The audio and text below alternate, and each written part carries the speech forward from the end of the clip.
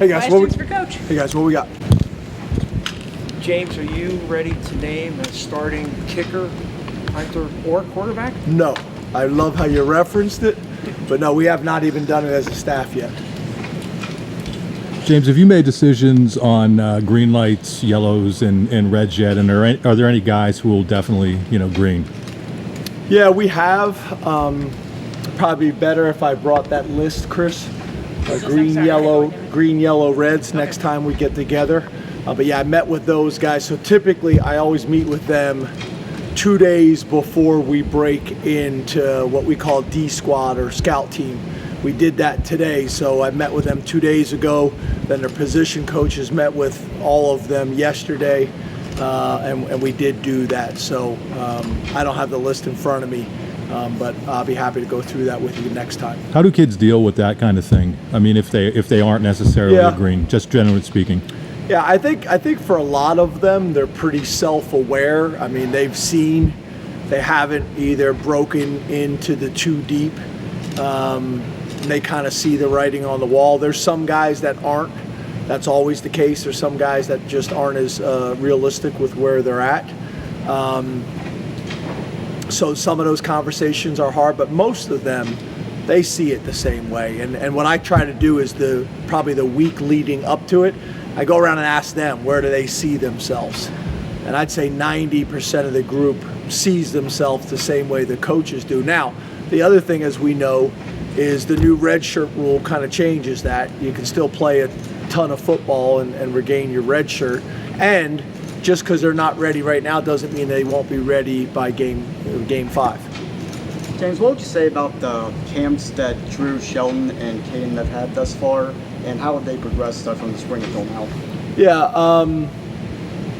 Shelton has had a good camp. He's played both sides, both right and left tackle, which we think is important for his development and for us as well.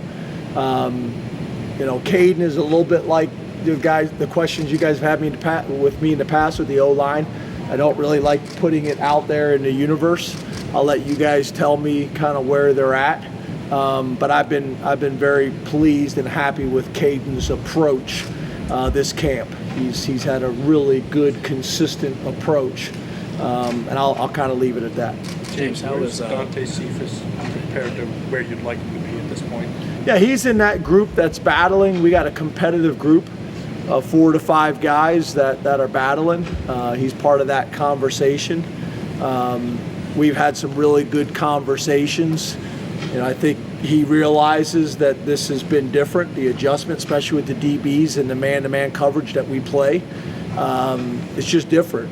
It's not saying that he's not a big-time player, but there's a difference between getting up 1 or 2 days a week or 1 or 2 times a year in a season, coming out here every single day with that type of competitiveness that you need to be successful. So it's been a really good adjustment for him. He's handled it really well, and he's part of that group that's competing for those spots. Are you seeing anything different from Nick and Katron that you didn't see a year ago when they were in camp? Yeah, I just think, obviously they had really good years in camps last year, but they're different players now. They're bigger, stronger, they're more confident. Physically, they're more confident mentally in their assignments and just understanding major college football and what it takes. They've had really consistent and strong camps. James, what kind of progress have you seen from Abdul Carter, from the player that we saw last year? Yeah, same thing. He's bigger and stronger and more confident. I think, Abdul's a perfect example of a guy kind of second half of the season really took off. And he's really kind of kept that momentum through spring ball and summer camp. So we expect him to have a big year for us. We need him to have a big year for us. But I think he's in a much more confident place with what he's going to be able to do within the defense, and has taken on more of a leadership role. Coach, you mentioned the secondary and third wide receiver spot as question mark going into camp. Which guys at those positions have been able to separate themselves and prove themselves in camp? Yeah, kind of like we just talked about at wide receiver, there's a group of guys that are still battling for those spots that were question marks. In the secondary, there's still battle going on between the 4 safeties. There's been some bumps and bruises like there is for every camp, so that's also kind of made it a little bit more interesting. And then at corner, I think the guy that really has had a strong camp is Johnny Dixon, has taken a significant step. We think we got 2 really good corners and 2 corners that are very physical and are tough guys, which can be unusual. But I think he's probably been a guy that's taken a significant step, and then there's a bunch of young players that we think will rotate in and contribute as well. James, towards the beginning of camp, you said Jackson was maybe the surprise of camp thus far. It's been a few weeks since media day. How would you say he's been progressing in the few weeks since that time? Yeah, he may throw the best deep ball. He's got a really good understanding of touch and velocity and angle, that is necessary.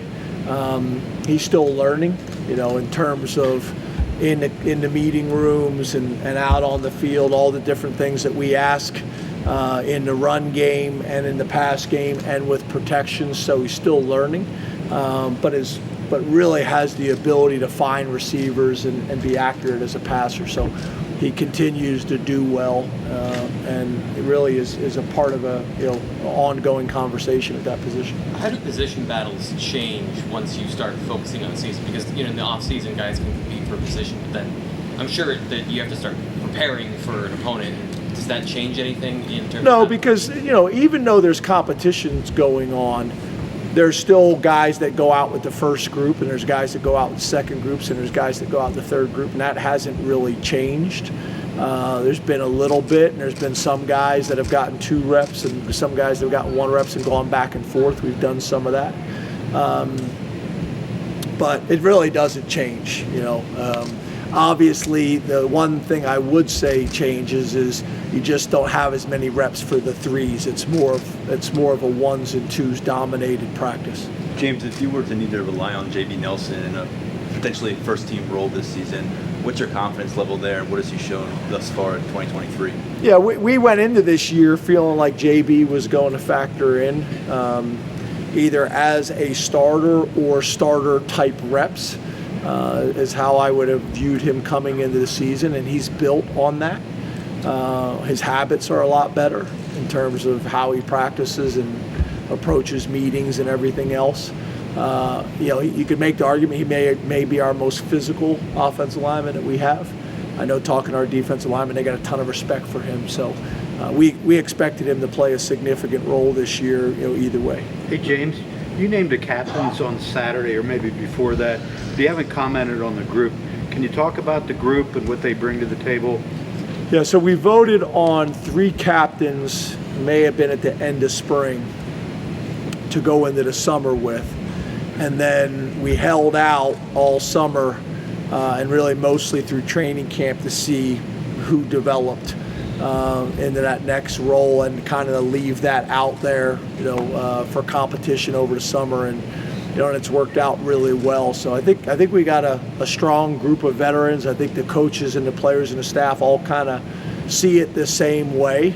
I think we probably have a decent number of them that are more lead by example than verbal like we had last year. But I think it's a really good group, and when they do speak, everybody listens because they're not, I wouldn't say they're outgoing, type of guys in the first place. So we talked about the leadership looking different this year than it did last year. That doesn't mean it can't be just as good or even better, but it was going to be different rather than 4 guys or 5 guys that were very vocal and demonstrative from a leadership perspective to maybe more of a group that do it, through actions. And then maybe leadership council even having a more significant role. So I'm pleased with the overall group. I wasn't sure if we'd have 6. I thought we may have 2 on offense, 2 on defense, and 1 on special teams. But Malik Mega got a ton of votes on special teams as well. So I feel really good about really all 6 of those captains. How has Deion Barnes handled his first training camp as a coach? I know you spoke highly of him in the spring. Really good. His players love him. He's very, very, very demanding. He's very transparent and authentic with them, which I think is important. There's still some growth that's happening every day with going from being a GA to a full-time coach in a top 10 program in a Power 5 institution. There's an adjustment period, but he's handled it extremely well. He's doing very well. I think the defensive staff, I think, has also done a really good job. But he's probably way ahead of where most people would expect and anticipate. And that's coaching his guys on the field. That's meeting room expectations. That's teaching scheme. That's recruiting. He's doing really well. I'm proud of him. Which specialists have impressed you thus far, and have you found that consistency that you're looking for with those? Yeah, I think however this thing plays out, I do think going out and getting some veterans to come in here and create competition has been really good for us. I think Sanders' development because of the competition, I think, is dramatic, and I don't know if that happens without the competition. And I would say that's happening at both kicker, punter, and really kickoff as well.